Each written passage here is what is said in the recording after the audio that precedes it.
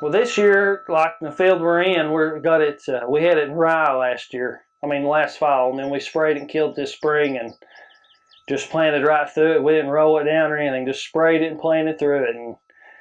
And I'm not trying to brag because these are mine, but these are probably the biggest beans, the best looking beans around. And I think it's just, well, two things. It's a cover crop, and it's no-tilled. And everybody else that I've seen that's worked ground or anything, they're really struggling right now. They're struggling just for the plants just a lot to live. The last drought monitor that I seen just come out Monday said we're in a level 1 drought here. And by the looks of these beans, you probably couldn't tell we're in a level 1 drought, but we are. So that's the reason we're firm believers in no-till.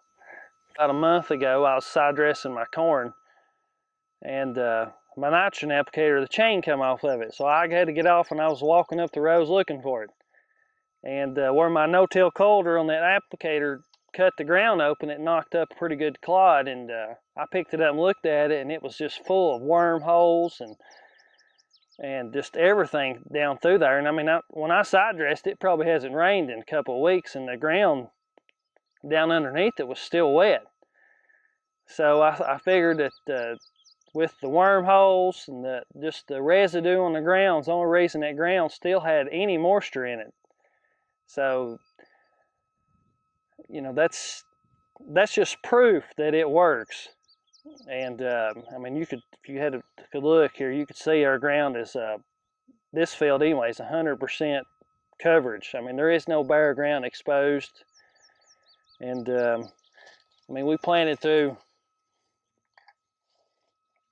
This ryegrass was head high, 6 feet tall when I planted through it.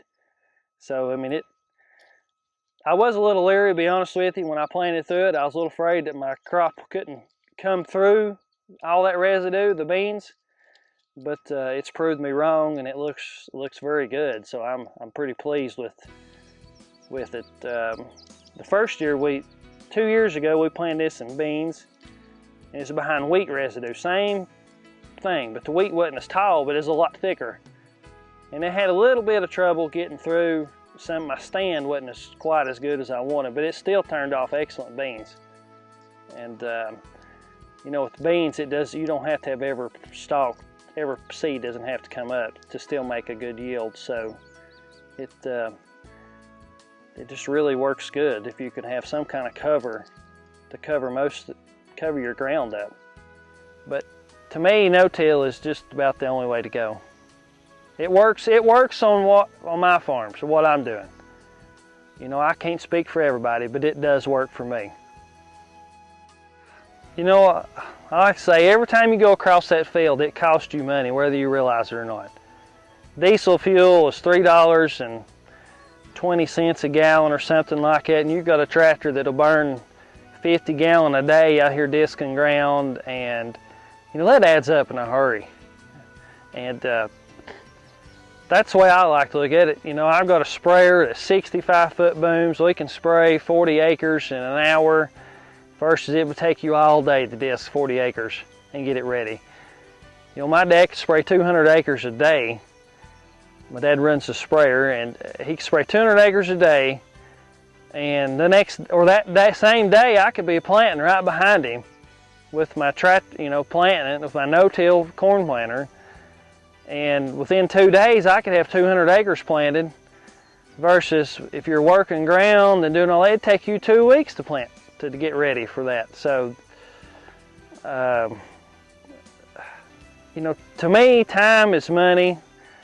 And if I do not like to work ground, I just don't see much benefit in it. And I like for my planter to go through the field and get it done, get it over with. And because I've got lots of other stuff to do, and it just seems like that's just more economical. And I don't have all that machinery cost that everybody else does. You know, I might have a little more machinery cost as far as in my planter or my sprayer, but that helps me to be more efficient and cover more ground in a day by having you know, good no-till equipment. If there is one thing that sort of disturbs you a little bit maybe about no-till is if you want to get in the fields early, sometimes that's not going to be your best option. I have jumped the gun many a times and go out there and try to no-till in the cold ground covered up in residue, and then you wonder why your seed, you only got a stalk here and a stalk there that comes up. It's just because the ground's just not warm or it's too wet.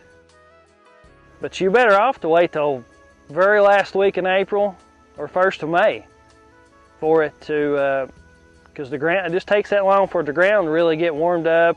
And that's one thing good about working with my father is he is definitely up to change. And thank goodness that we work good together and we can see what other people's doing and we're not afraid to try it. And that's really helped us out dramatically here. I mean, to me, that's just what's made us, is we listen to other people, to like Mike or other farmers across the state that's had good success, and we think, well, let's try that. And we try it and it works, so my thing is, don't be afraid to try something new, and don't knock it until you've tried it. And don't try it just once. Keep trying it a little bit at a time. You could start you off with 10 acres. Try that. Never till 10 acres. That's what I'm trying to convince one farmer into doing. He's got one field left that he hasn't ever worked, because he just took it out of sod 2 years ago and he hasn't worked it. And he told me the other day, he said, that's the best field of corn I've got, the field that I didn't work. I said, well, don't work it. Please don't work it. Don't take your ripper, don't take anything through it. This field right here, well, this whole farm probably hasn't been worked in 15 years. I mean, it hasn't ever had a disc in it in probably 15 years. So to me, I mean, this right here ought to speak volumes, where you don't have to work ground to make it work.